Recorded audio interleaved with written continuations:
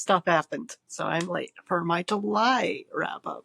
But July wrap-up. Hopefully I'll be releasing shorts in a timely manner. So let's talk about July's wrap-up.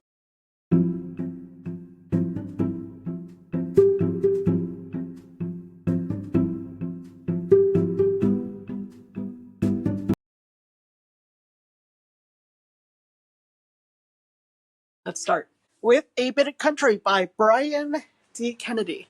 It's a country romance story where we follow our main character who is obsessed with country music and another character whose life was destroyed by country music. It's an interesting navigation through country, especially for me who does not like country. They also make kind of like their own version of Dollywood, so that's interesting. The whole book is set in Dollywood, of just people trying to make it a big, and how the main character he gets support from his parents, but he doesn't get what he feels as the right support, which honestly kind of becomes infuriating, because what his parents are giving him as advice is actually really good advice, so it's frustrating. It's like, I just want to be a singer. I'm like, hey, and after you're a singer, what are...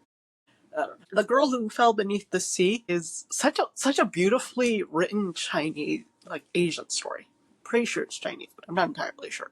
Asian story, inspired by the whole idea that there's this town that has been cursed by the sea god because of the emperor's death, which doesn't make sense until the end. And to, appease the sea god, they sacrifice the most beautiful girl in the village. And the beautiful girl in the village is the main character's best friend, and also her brother's crush. So she ends up jumping in and sacrificing herself to save her best friend and her brother. But things don't go as well as she hoped they would, so it's interesting. Emmett, which is the remix of Emma. It's a gay remix of it, and I have not read Emma, but I enjoyed it immensely. Gives all the background characters do have a background in a story, which is very Jane Austen, so I enjoyed that aspect of it.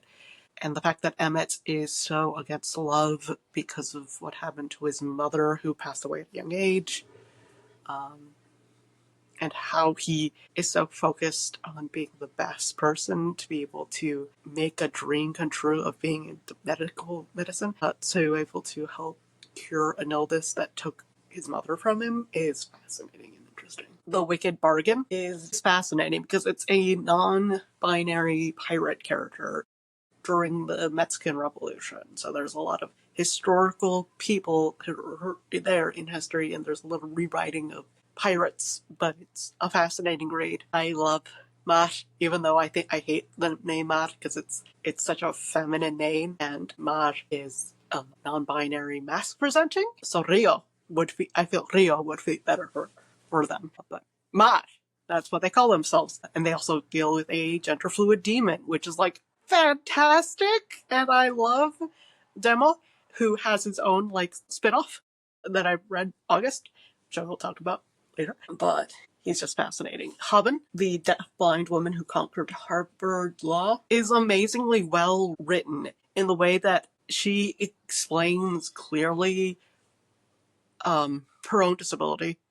As someone with multiple disabilities, like, I have a hard time explaining my disability, and Haben does it such a perfect way where she describes her disability. And it's not like how her disability is like, but how her disability affects the way she sees the world and goes around the world. And it's super fascinating. And I also love how she describes how hard it is to like get the accommodation, but make sure you have those accommodations for you to be able to succeed. The Bone Witch is kind of like K-pop Demon Hunter. I feel like talking a lot about how it's a lot like K-pop Demon Hunter, in which there's a person in this world has magic, and sometimes magic shows off in weird ways.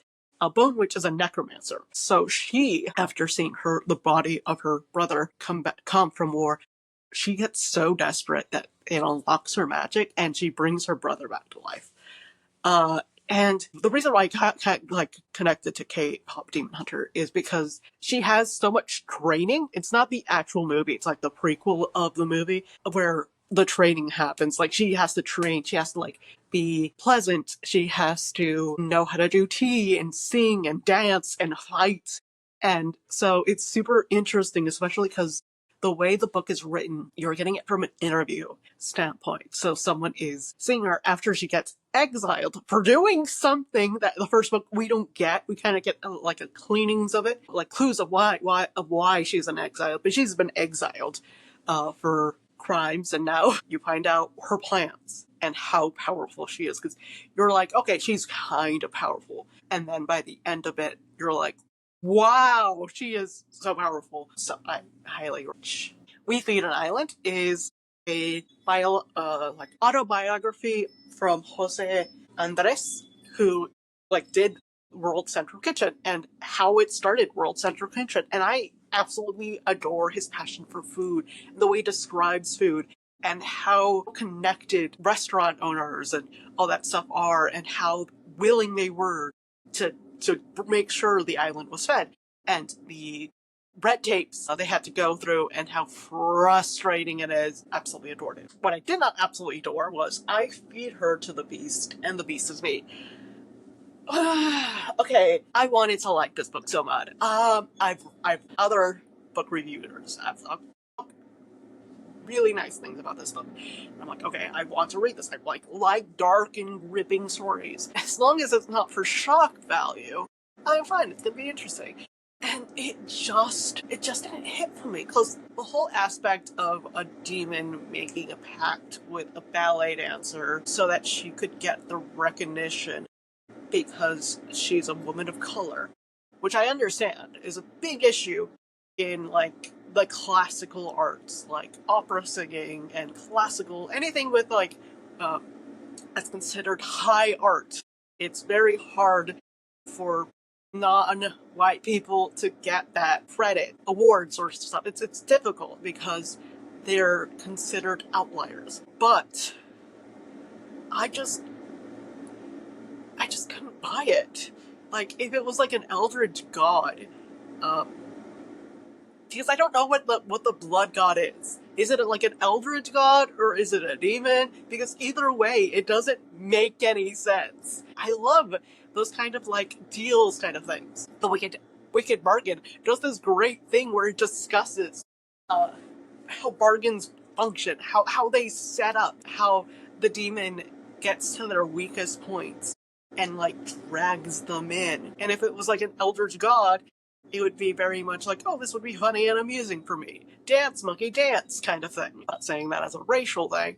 I'm literally just saying like perform for me, like be amusing for me, because eldritch gods view humans the way we view ants. Things that don't understand what we do, but we are amused by their actions to our own actions because we can shape the reality around them. None of those are set up. I don't believe that she would be considered an interesting soul, because the way demons work for most of works of fiction is, the best example of it was like Red Mirror from the Black Mirror series, in which like it's like, no, we go for people who are pure and innocent so that we can manipulate them and control them in a way that is harder for people that aren't. And she's not. She's very manipulative. She's willing to do whatever it takes to get stuff done. And a demon wouldn't be interested in breaking the will of someone who has no free will. There's a joke about that being a radical behavioralist, that I don't even believe in free will, but that's the point. She believes that she's willing to do anything to get something. But for like a demon pact, or like a soul pact or whatever, it's not just like, oh, I'm willing to do anything for this. Are you willing to give this up, something of yourself, for this? And she never does that. There's like it's alluded that she gives up something for it, but I don't buy it. I never have this moment where I feel like, oh my gosh, I'm losing my humanity. Oh my gosh, I'm losing my emotions, because kind of that's been stripped away from her by being a ballerina. Her agency, everything about her, it's been stripped away for her trying to be a ballerina. So I don't really buy the fact that she could be a good person, or a demon would be interested in her soul. Yoke is such an interesting book on like sisterhood and also being the child of an immigrant. Especially because in Yoko, the characters originally were born in South Korea, and then they had to learn English and had to like grow up and deal with the shock culture of having to live in the United States. And as someone who went through that, it was very impactful. I was born in Mexico, but I came to the United States when I was 3 years old, and now I'm a citizen. So I don't have the same set of things because she remembered being born in Korea. I don't have many memories of it. And so she describing like how it was from being in a place where she had family and friends to being in a completely foreign place, and how her destructive behavior came from this sense of control was very personal to me. And the relationship with her and her sister is very fascinating and interesting. Don't Let the Forest In is such a unreliable narrator that I did not want to like it, but I ended up absolutely adoring it. Most Adrian Edric is a Pride and Prejudice remix, and I've read Pride and Prejudice in Spanish, but it gets its whole thing except a certain character is trans, and Mr. Darcy is a gay man. So there's some rewriting in history, but there's some really nice elements of showing that trans people have always existed. So it's an enjoyable book. So yeah, that was my July reads. I might talk more about these in the double meeting. Can't wait to see you then. Bye!